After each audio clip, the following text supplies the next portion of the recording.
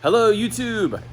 It's me, Aaron, and Mark, and we're up at the shop, and we have to prep the S14 for Drift Week.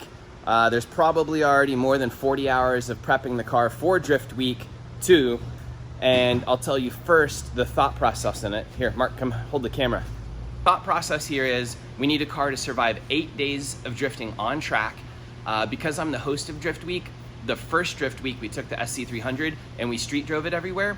That wasn't a good idea for myself because I need to be responsible for the trip and all the drivers and all the logistics and everything. So it's easier just to ship my car around. So I'm the one person on Drift Week that's just gonna stuff the car in the trailer because my car can't be operated by me, so none of that matters. So I'm just gonna bring my hammer of a drift car, the S14, which is a V8, like 500 wheel horsepower almost. And I'm not gonna take a car that's streetable because I don't need all the street aspects of it because it doesn't matter for me. So we don't have to have a car that can do 3,000 miles on the street comfortably. What we need is a car that'll survive 8 days of drifting on track without a lot of maintenance. Unless we had a JZ, pretty much all other turbo cars are gonna probably require a lot of maintenance. If you watch Brandon Wicknick, or any swapped cars, if you watch Brandon Wicknick on the first Drift Week, he swapped like 3 power steering pumps, Mark, is that right? Yeah, and they ended up doing like some electric one from an MR2 or something, Yeah. or Volvo. Like, I don't want to be doing any of that kind of stuff. Adam LZ's JZX, because it was a factory JZX, was super reliable, but I just don't want to mess with all that stuff. I don't want to mess with turbo cars because the turbo cars oftentimes need retunes on the road. They need to be more carefully, watched after with more boost and everything with good fuels, and we had bad fuel on the first Drift Week. We were getting 89 at some places and Trevor blew up a motor. So this is my plan, is to take this car, and because I've had this car for a couple years and it's just a hammer of a drift car, it's a 6-liter iron block truck motor that's a built motor that makes almost 500 wheel. It's a pretty stout drivetrain from the engine perspective, and you just add oil and just drive the thing. You don't need to retune it all the time for different places or different fuels or anything like that. You don't even pay attention to it. It's just like a truck motor. You just get in and drive. The transmission's a T56 that's built, so you just don't have to mess with that. And the diff, I don't even know what the diff is. Is it a Q45 diff? I have no idea. It's a bigger diff with 350Z axles. We never touch it, so that's really nice. No interior other than seats and a cage. We just don't have to mess with any of that stuff. What we need to mess with is, we just got all the frame damage pulled out. We just had a tube frame front end put on. We need to replace the radiator, put a new fan on it, which Mark just did, a Taurus fan, a new power steering cooler, a new oil cooler, because all that stuff was kind of banged up in a mess. Maintenance on all that kind of stuff, new coilovers. I don't know, like some of the things, like we have a broken knuckle in the rear that was re-welded. I need to think about if we just need to replace that because that's probably a weak link, and I just need to replace the knuckles completely in the back because it has GeoMaster Driftworks knuckles, I think. And then just get all the dents out, replace the doors, get it painted. I might make it look like Fielding's car, like as a troll in the red. And then I'll make V8 noises and bug him. Come here, Mark. It'll be like Torque Drift. Oh, They did that. the video game. They put his car in there and put V8 noises with it.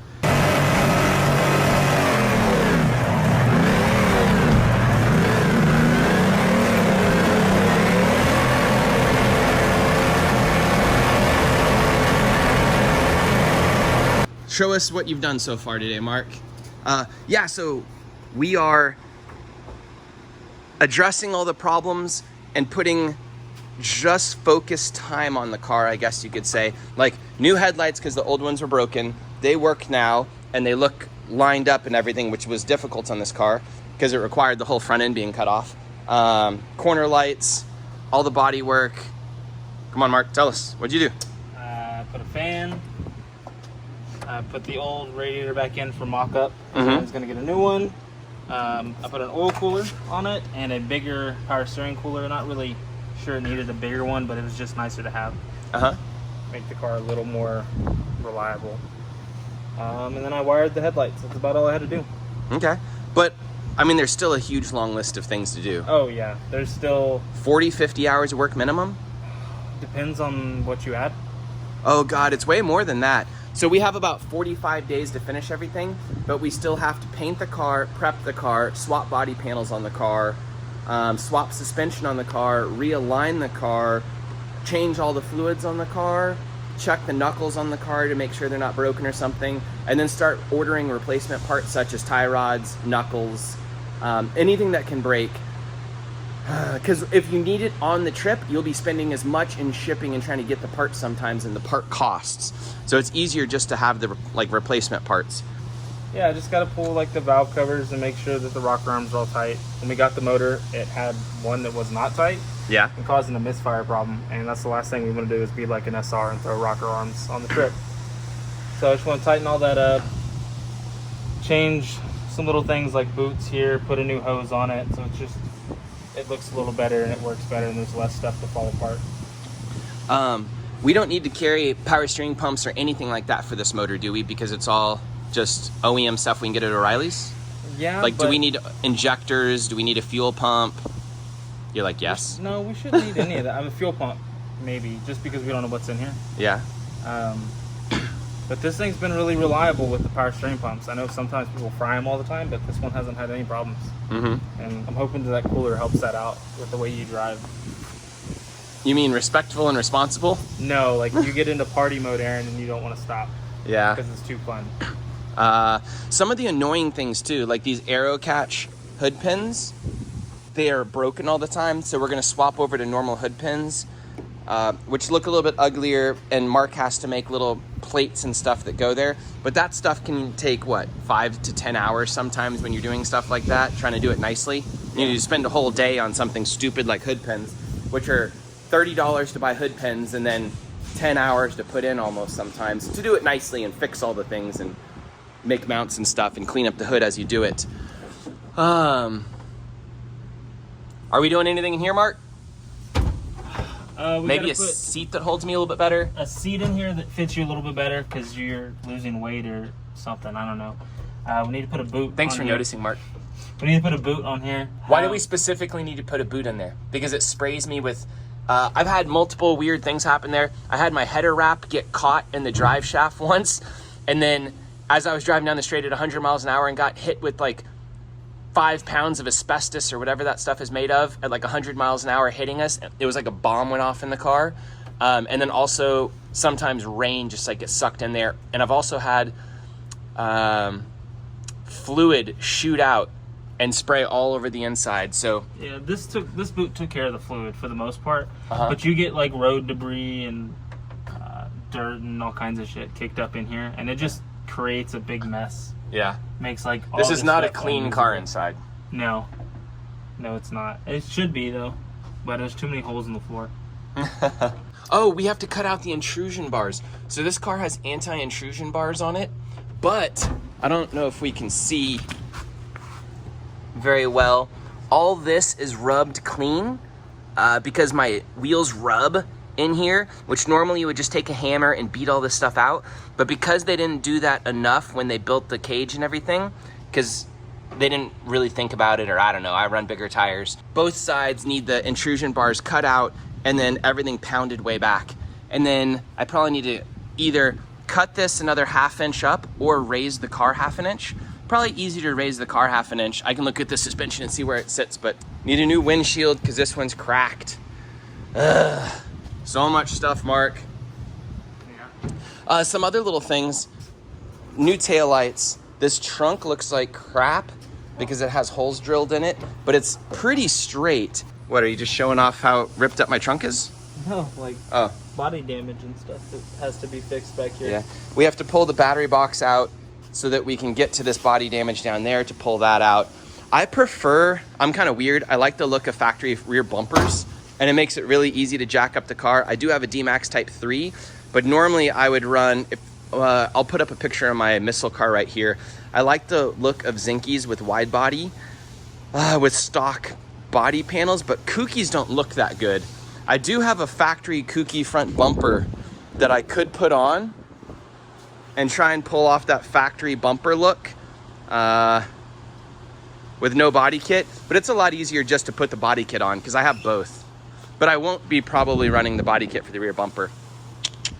I like to be able to like hit things and not explode a bumper in the back. What else, Mark? Oh, we need to get about 30 to 40 tires. I'm taking about 6 rear wheels. And if I run the same rear wheels, I'll have a spare front that way. We'll have a tire machine and everything, and we aren't gonna be going through a lot of tires per day, so it's not too big of a deal. What, Mark? Did you say doors? Oh yeah. Replace the doors? I have replacement doors right out here. So we need to mount up these doors, maybe do a little tiny body work, gut them and stuff, and put them on the car. Getting factory doors is starting to get hard, by the way. Buy more taillights and stuff. Thank you, eBay. And then, so we probably have at least 40 to 60 hours left prepping the car itself. Probably another 20 to prep it for paint, and then the paint shop, we'll just get like a $400 paint job at like Maaco, and that will be another, I don't know however many hours they'll take. We have about 45 days to finish everything. And guys like Trevor from Motion Auto TV build an entire 2JZ Mustang thing in the same time period, and all we're doing is basic maintenance. I don't know how the heck he gets that done. It's his job. I guess it is his job. How bad was the SC300 prep for the last Drift Week? Was it more or less work than this? Oh, it was less, or much More? more. I had to cut the rears out and like. Oh, to do cover wide all body that and in. stuff. I had to fit a wide body to it, front and rear. I had to do side skirts. I didn't really have to do any motor things, luckily. Yeah. But I would say that just in body work, it was way harder than all of this. I also just realized Mark bamboozled me. I should have dropped this car off with him, because then he'd be responsible for everything, and I'd pick it up like the SC300. As long as it's up here, he expects me to do all the body work and stuff. Dang it. Anyways, this is all a thought process. I'm really curious how you guys would do it as well. Because if you're building like a Drift Week car and it has to go on the street, it's completely different than this thing. Actually, it wouldn't be that different. I could absolutely drive this thing on the street with windows up and probably filling in most of the floor holes, and then just having like winter gear to wear, like a big hunting one-piece outfit or something. Then I don't have to worry about the heat or anything. That's it. This is just an update on that S14 that we're doing, getting the car ready, and that is that. I'm excited to do Drift Week 2. It's coming up soon. I'm gonna make a video talking about who's coming and where we're going and all that stuff. We'll have 2 spots that are public, so the public can come out and watch. That'll be exciting, and I'll name that stuff in the next video. I think that's it. Let me show you around the shop for like 10 seconds. There's the Tyler Cox car. It sits under there. That's the 2.4 liter SR car that has too much work in it. This is a car from a driver in the Lone Star Drift series that dropped his car off. I do not have a shop, and this is not my shop. This is just other people's stuff, and I store it all here. This is gonna be a super cool car. Super high level of build for a Pro-Am car. Tube structure and all that, well, not tube structure, but bash bar. Nice, clean factory core support and everything. 2JZ, you know what it is. Cressida with a 2JZ. This thing used to make about 600 wheel and be a Pro 2 car, and now it's turned down, probably makes like 4 something. This is a 6.7 liter 350Z. So I think it makes like 550 crank. Cool car. That is a drift car. And lots of GTRs and stuff in here right now. Some Chevy truck thing. I don't know anything about that. Oh wait, one more car, guys, one more car. This thing. Look at how much room there is in an FRS with an LS swap. Of course, this is not mine. I just laugh because it looks tiny in there for how big this engine bay is. Look at how much room you have for headers and how much room you have for all the front stuff. Because the radiator hides up here. The radiator's actually in there, and you still have enough room to get your arm to do things.